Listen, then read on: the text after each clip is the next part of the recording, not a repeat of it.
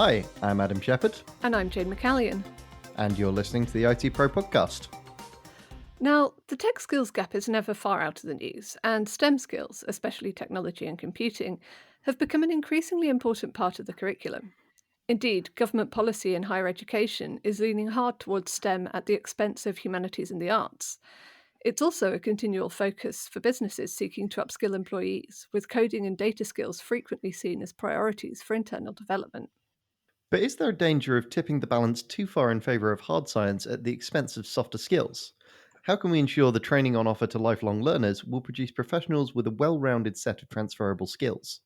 Joining us to talk about this and more is Anthony Tattersall, Head of EMEA at online training provider Coursera. Anthony, thanks for joining us.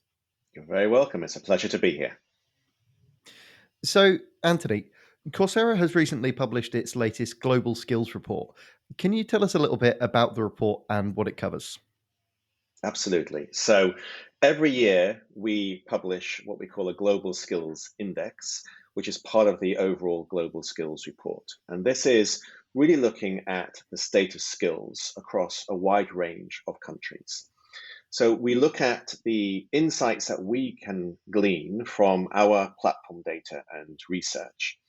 And in this particular iteration of the report, that data is looking from the first quarter of 2020 through to the first quarter of 2021. So pretty recent data, and looks across about 77 million learners on our platform who are a combination of individual people looking at their own learning goals and representation through about 4,000 campuses, 2,000 businesses, and about 100 different government departments, typically working on workforce development projects. So it gives us a very in-depth insight into what's happening in the world of skills, what people are focusing on, what are changes, what are the trends in the skills world.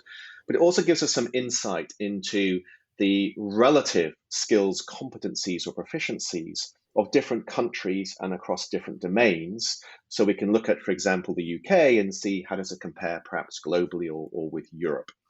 And this report is really intended to help government institutions, workforces, industry leaders to really better understand those skill trends and how they potentially can look at those in the light of their own organization and their own plans to use skills to drive either competitive advantage or better outcomes for citizens or students. Now, we've descended into hybrid working at a fairly rapid rate last year, I think it's fair to say, but it looks like this is very much here to stay. According to your report, however, home workers have historically been less likely to receive promotions and bonuses and more likely to end up doing unpaid overtime. Now that I guess the majority of us are, to a greater or lesser extent, home workers, are these issues going to continue to be a problem for employees, do you think? I do think it's a challenge that is something that institutions and companies need to look at. As you say, in the report, the evidence we've seen is that individuals over 2017 to 2020, so this is quite a long time period, and most, again, this is reporting on data that is perhaps pre-pandemic. And of course, the pandemic may have created a shift in approach and policy. But if you look at the historical data, what we saw is that those who mainly work from home were about half as likely to be promoted as other workers, if you like, office-based workers. Similarly, that getting bonuses, that those who work from home were around about 38% less likely to receive a bonus. And more overtime, unpaid overtime, was done by people working at home compared to office workers. Now, again, this was typically individuals that we've looked at data over a period of years, and we've seen this as a trend and a pattern. And perhaps in many of those scenarios, people working at home were more anomalous compared to an office-based culture. What we are seeing as a result of the pandemic, as people are emerging and going back into the world of work, that obviously all institutions had to embrace working from home. We had no choice in that. And it's been done for a long time. And many have found that to be very successful. And of course, many workers actually like to have the opportunity to work, at least partially, from home. There's a general expectation that the majority, certainly of the UK's biggest employers, will have a much more blended mix of home working and office working. It certainly won't be going back to as much full-time office working as we saw in the past. And so people working at home, or at least in part, if not in full, will be a much more common employee experience. And I suspect that is likely to drive people to consider how to manage a remote workforce more effectively. Now, in order to make sure that is doing it in the right way so that people are fairly rewarded and promoted and get bonuses and are paid accordingly and have all the same opportunities for advancement and development as anybody in the office, that does require a different way of thinking and managing the workforce. And of course, that's fundamentally a set of skills underlie that. And there are human skills about how you actually work remote teams, how you manage diversity, how you manage inclusion, how you manage well-being and sense and challenges around not having direct access to employees. All those are skill sets at both the employee level and the management level. And there are, of course, different elements of how you actually engage in the sense of what are the platforms I use? What technology do I have to embrace? How does that affect my day-to-day working and operations? How do I work with more virtual teams and more cross-functional? All of this is a shift in both technology skills in the sense of how we actually do our work and the human skills in how we engage with people in that environment. And we are, certainly in the UK, lagging behind in having those business skills today to effectively enable us to embrace the real power that a more flexible working policy would bring. And if you look at some of those specifics, if you look at the general business skills, when we look at our report, we look at skill sets across about 108 countries. And so it's a relative score against those countries. So if you're the very top, you're number one, you'd score 100%. And if you're 108, you'd be at 0%. The UK is around 29%. So it's pretty low in terms of that overall business skills proficiency. And some of the specific ones around HR and communication skills are lower than average. HR skills are only about 13% proficiency and 21% for communication skills. So you can see there's quite a lot of work still to be done to be building those skill sets to make sure that we are not in a situation where those working from home are disadvantaged in some way about career opportunity or fair reward.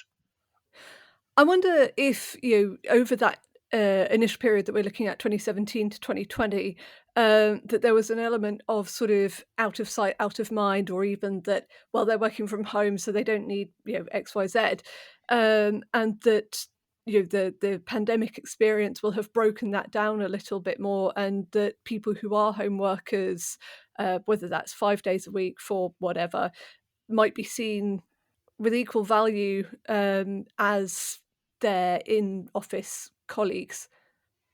Yeah, I think that's a very fair hypothesis. I think it'll be interesting to see if that's proven out in the data as we go into the next year or two and we see how that workplace evolves. Looking at it from my own company perspective at Coursera, we are very much trying to embrace a sense of being remote first. And really what we mean by that is, if you think about a typical meeting with lots of people on board, you would typically have that meeting in an office, in a meeting room, with a number of people around the table with you, and then there'd be some people dialed in. And now my experience of those kind of meetings is the people inside the meeting room have much more focus. They're the ones asking the questions. They're engaged. You're directly talking to them. You're not really talking to the people on the phone lines or the internet. It's very much almost an afterthought.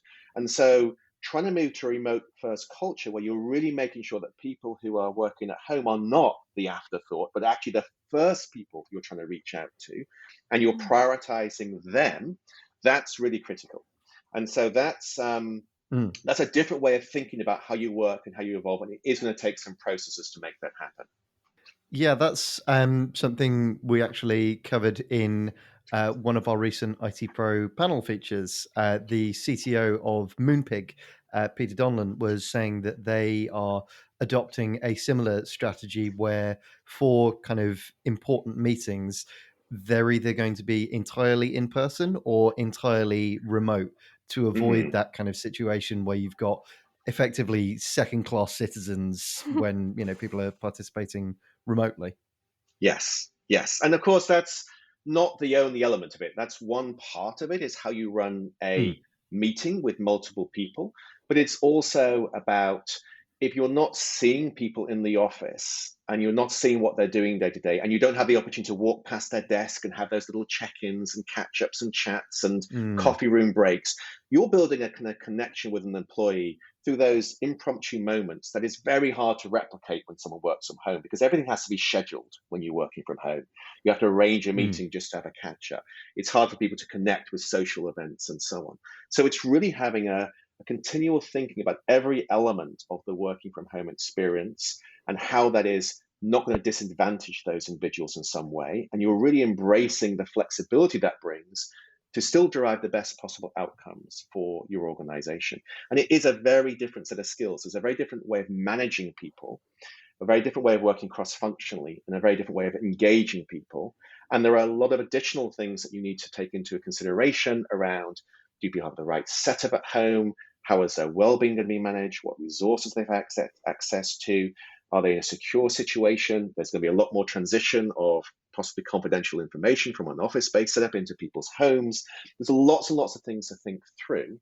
And Mm. all of that requires a different way of operating and working, which comes back again to having the appropriate skill sets to make that happen. And you talked about earlier on, of course, there's a lot of focus on STEM skills.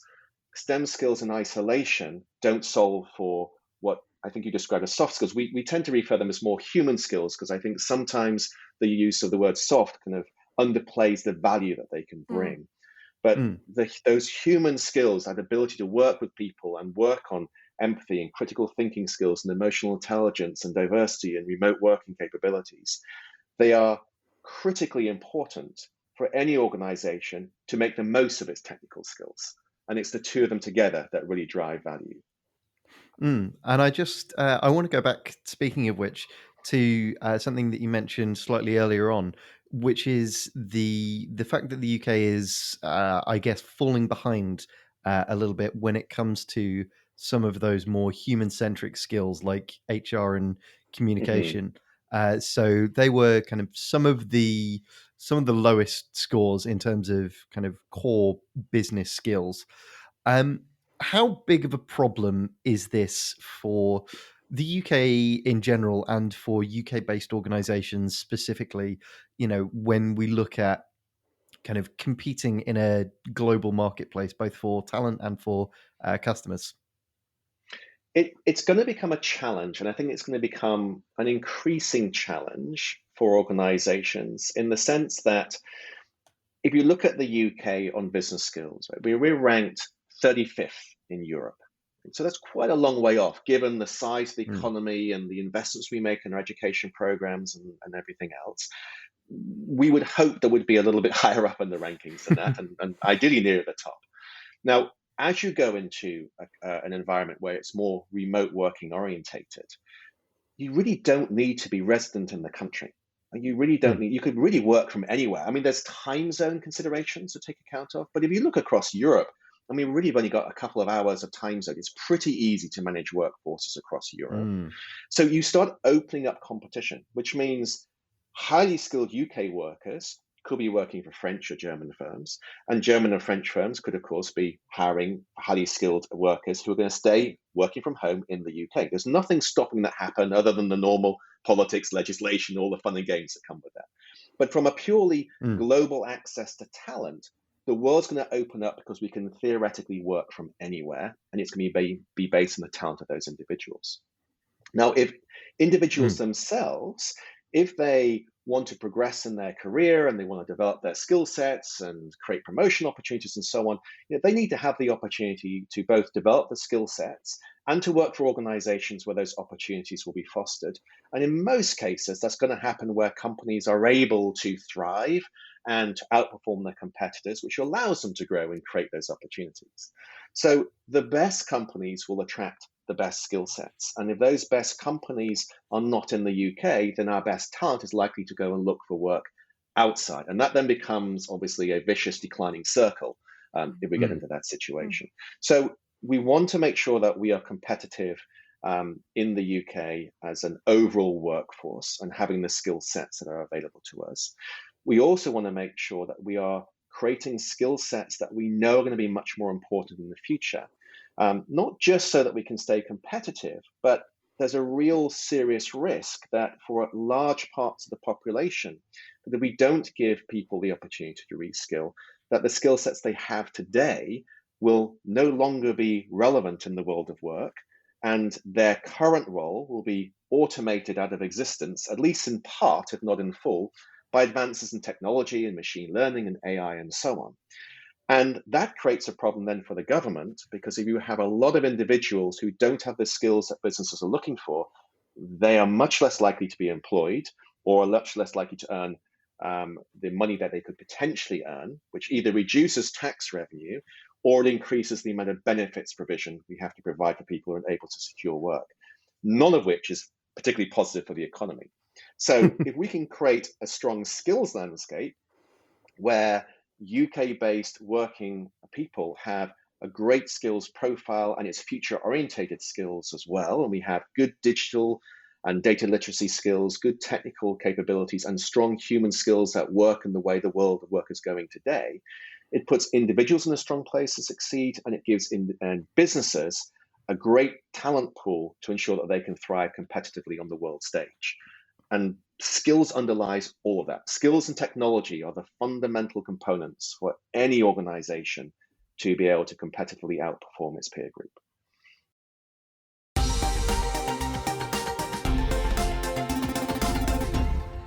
So we've spoken mainly really about the kind of human-centric skills. The report does also look at the UK's level of proficiency in technical skills. How competitive are we in terms of technical aptitude? Well, we do better on technology compared to business skills. So on the global stage, and then when we say globally, again, we're looking at 108 of the world's countries. We were number 77 globally, and we were number 35 in Europe. On technology, we're 47 globally, so we're considerably higher up, 29 in Europe. And so you can see the difference in Europe isn't quite as much, and that's because Europe actually generally is pretty good in technical skills. And then there's a subset of technology which is around data science. And we call this its own category because it's such a clear area of focus for so many companies. And in that, we actually are the best of those three major domains: business tech and data science. Data science, we're number 34 globally, and we're number 24 in Europe. So when we look at these categories, we sort of look at people who are perhaps emerging and country level skill sets, which are, say, competitive, and then you could go into leading edge. We're not leading, but we do have enough skill sets to be competitive. There's still a lot of work we could do to improve that position. That surprises me a bit on data science, because it's good that we're doing well, but given that financial services is such a strong element of our economy, and when I think about data science, that is obviously one of the places where it's important. I'm surprised that we are being competitive, but not actually kind of within the top 10 in some ways. Yeah, and that's again obviously where we would love to be. Right? And if you look at financial skills specifically, we do very well on that in finance and that specific element. But it's only one of the industry sectors that we work in. And data skills, data science skills, data analysis, etc., it is relevant to every single industry. And it's not just relative in the sense of a company needs to have a data science team, and maybe it's 10 or 20 people who are really looking at data in a very detailed way. Data literacy skills and really understanding what is data about, what is the value to the company, why does it matter, how do we use it, what do we do with it? It's relevant to marketing teams, like how do we use data on our consumers and our customers to make sure that we're running campaigns that really work effectively with them, and how do we actually test and model the effectiveness of those to determine our marketing strategy. On sales teams, what data do we have that tells us how we're working, where can we improve our conversion rates and improve our sales performance and make sure that we have the right approach. On looking at product, how do we look at our product market fit and how that works with our consumers and end users. So every single function in a business needs to have some capability to leverage data to drive the best possible performance, as well as the very deep level analysis that perhaps goes company-wide for a data science team. Mm. And so you'll see data skills they're needed in manufacturers, in retailers, in financial institutions, and even in government departments. You need data across every single industry function. And what you may well find, even in a financial organization, is they may have some very strong financial skills and understanding financial instruments and how to actually sell those products. Doesn't necessarily mean they're also fantastic at data-orientated skills, but there's a clear opportunity to leverage data to continue to improve their competitive advantage. Mm. But I think it's because we see that aggregating, averaging effect across the whole of the economy, and it's become something that almost every corporate organization I talk to is actively recruiting for data science, data analysis, data type skill sets. And there's simply not enough supply in the marketplace. So they've become very hard to recruit for those roles. Even if you do manage to recruit them, retain them can be extremely difficult. And you need to invest constantly in those roles to make sure they're feeling they're being developed and having opportunities to grow. Otherwise, they'll simply go to another organization. And so there's a supply demand problem, and there's an investment in skills problem.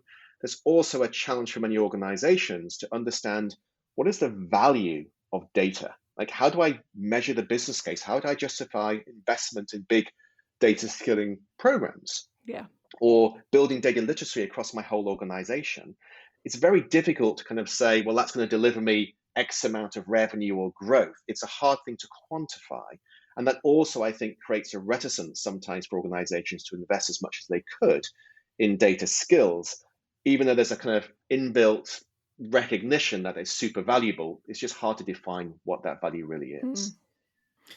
So we've spoken about some of the more human-centric skills, as well as the technical skills, including data science, that are going to be increasingly in demand by businesses.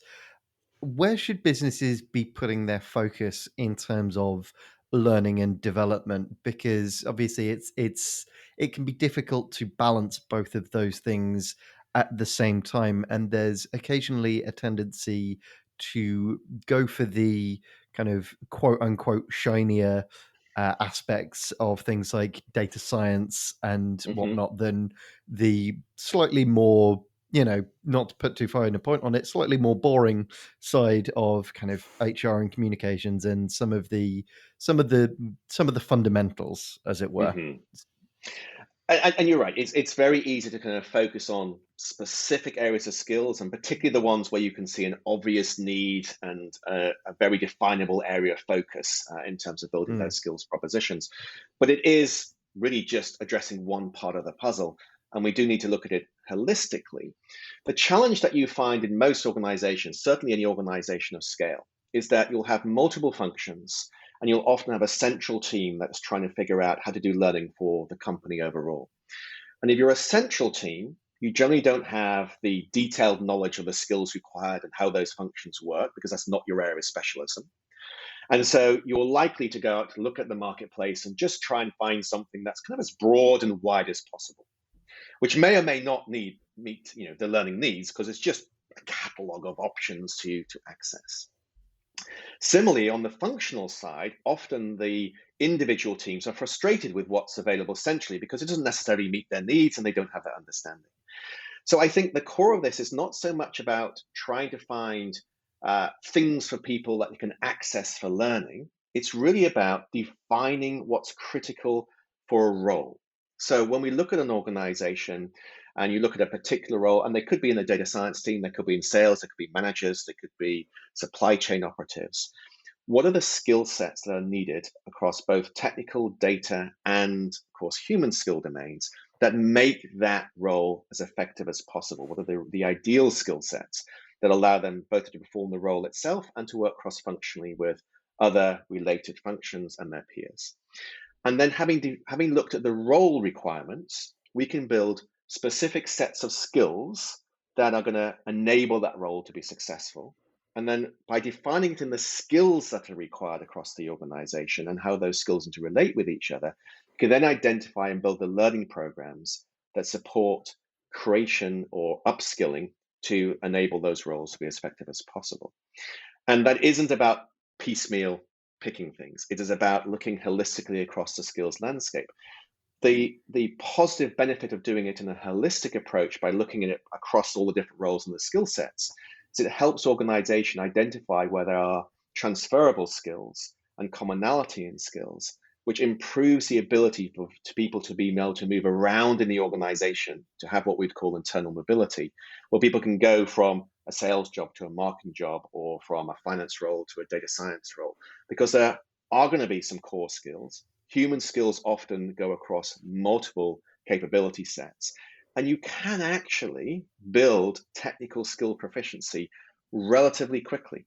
We've seen that people, again, through our report, who are looking at doing, say, mid-career changes, that they can develop entry-level digital skills jobs in anything from, say, about 35 to 70 hours of learning. So it's not a huge amount. I mean, that's, if you could put 10 hours of learning in per week, which is certainly possible, 1 to 2 months of effort, and you could build enough technical skills to move into a new role in the digital or tech-orientated world. And then, of course, you're leveraging the human skills and other transferable skills that you already have to make that happen. And we're seeing more companies trying to facilitate that because it's so difficult to find the high demand skills on the open market. That if you can create an environment where people can reskill internally and you create programs for that to happen and visibility into the skills needed, you avoid a lot of those challenges in competing in the open market, and you avoid having to make lots of people redundant because their skill sets are no longer valuable because you give them as an opportunity to develop. That's a great cultural focus. It helps also ensure that your people are staying loyal to you. It reduces a lot of hiring risk, but most importantly, it drives better business outcomes and it helps you thrive competitively. There is a big focus, obviously, we've talked about the value of skills in the sense of it can help organizations, can help individuals with career choices. There's another part about skills, which is more about the broader sense of education. When you create people with great skill sets and education, you create opportunities. Education also has a very powerful transformative effect on the world. It's probably one of the greatest forces for good that exists. And through developing knowledge and skill sets, creating options, creating flexibility, it leads to a more positive society. It leads to more opportunity, it leads to more flexibility, it leads to greater adaptability.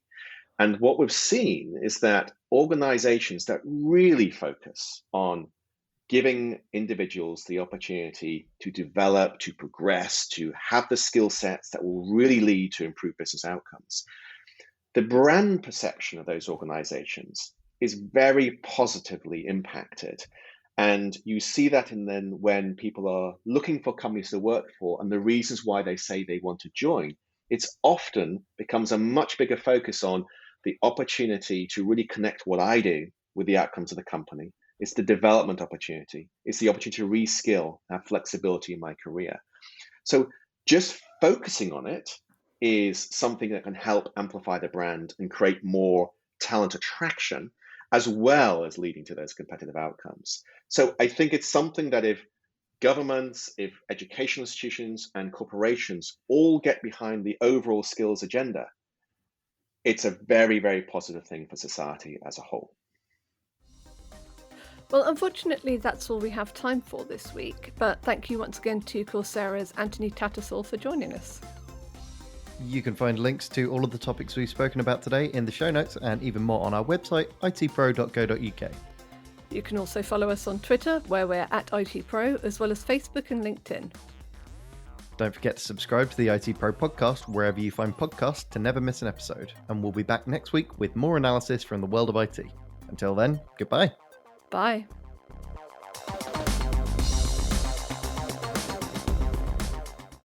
The IT Pro podcast is brought to you by the Dennis Podcast Network.